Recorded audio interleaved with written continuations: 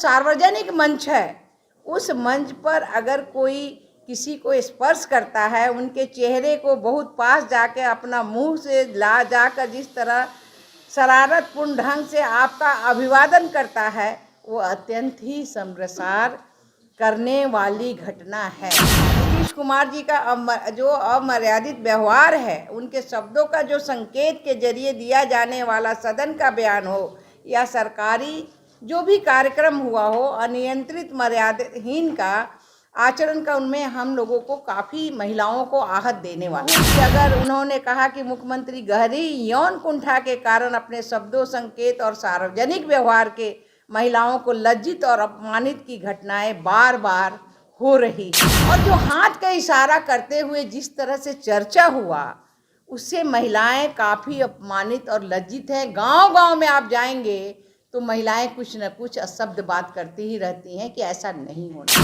2 साल पहले हम लोगों ने विधानमंडल दल की बैठक थी, उस समय हमारी बहन निकी हमरम थी, उनको भी कहा गया था कि वो सुंदर हो, तुम बहुत सुंदर हो। तो वहाँ से शुरू होता है और यहाँ अंत हो रहा है। सोमा चक्रवर्ती क्या थी? आपकी बेटी के बराबर थी, आपकी बहन के बराबर थी, आपको सब लोग सम्मान देता था, आप एक गार्जियन के तरह रहते थे। लेकिन आखिर आपको हुआ क्या है? आपने जब से महागठबंधन के साथ गए हैं, तब से लगता है कि मानसिक रोग और भी बिगड़ते ही जा रहा है।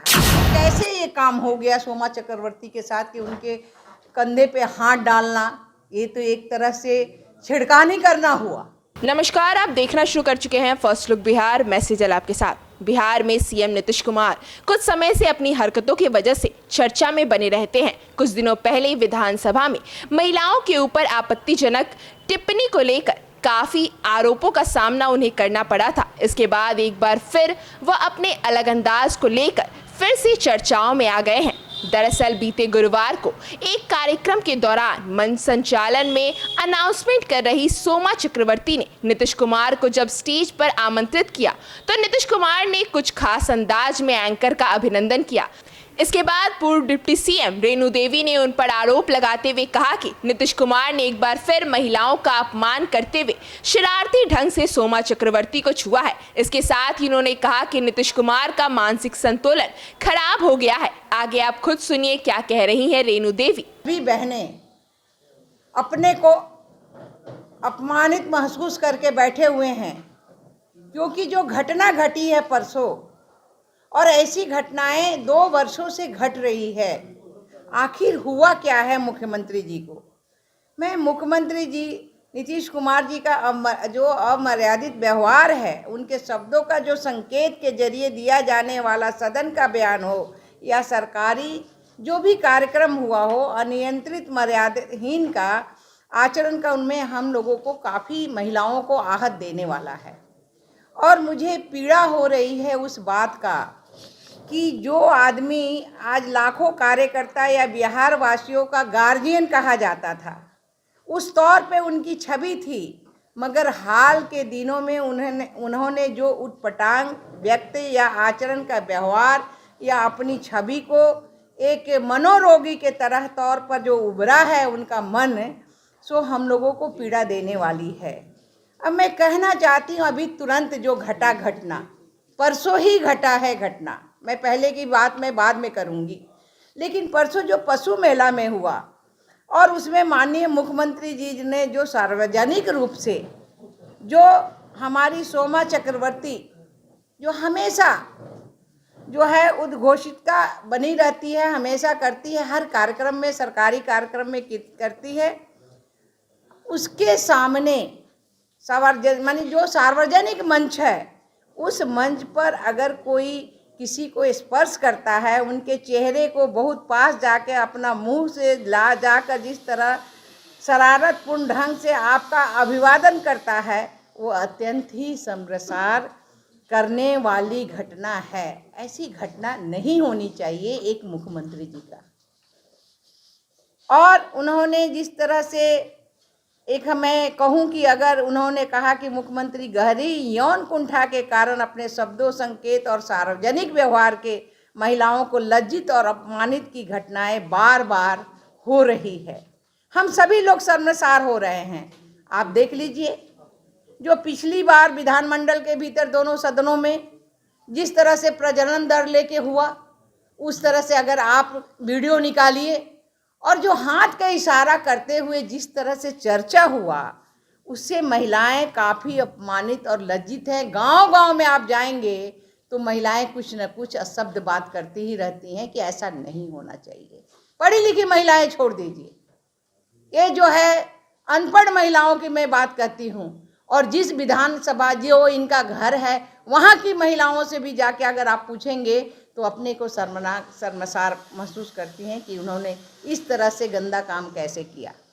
और यही कारण है कि इसके कारण जो वो अभी हमारी छवि खराब हो रही है। और उस कारण से अगर आप देखेंगे तो पीछे अगर आप देखेंगे तो एक बड़ा काम हुआ था।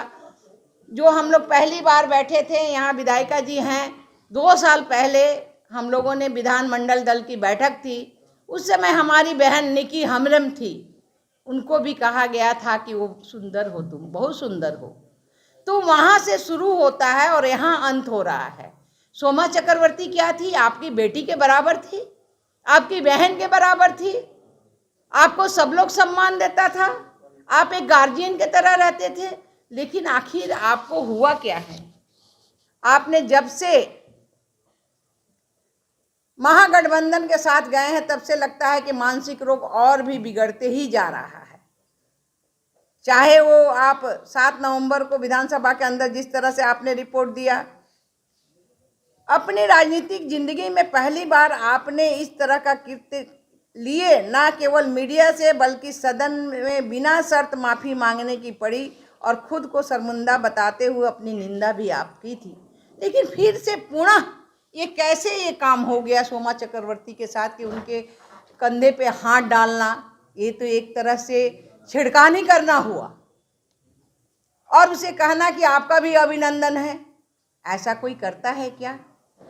तो इसलिए सबसे पहले तो मैं यही कहूँगी कि उनकी अपनी मानसिक इलाज होनी चाहिए थी और इस तरह से हम लोग शर्मसार ना हो। हमारे बिहार की महिला क्या देश विदेश में हमारी छवि ना खराब हो, तो उस तरह से आपको पहले ही कुछ न कुछ चिंता करने की आवश्यकता है।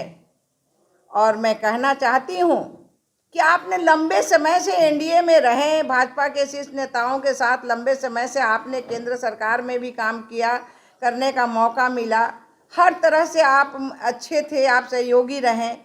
भाजपा से 2005 से आपका गठबंधन था, जीत भी बाद में उसमें सर्वसम्मति बिहार के मुख्यमंत्री भी बने।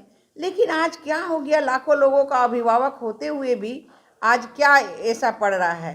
तो कहा गया है ना कि संगत से गुण होत है, संगत से गुण जाए।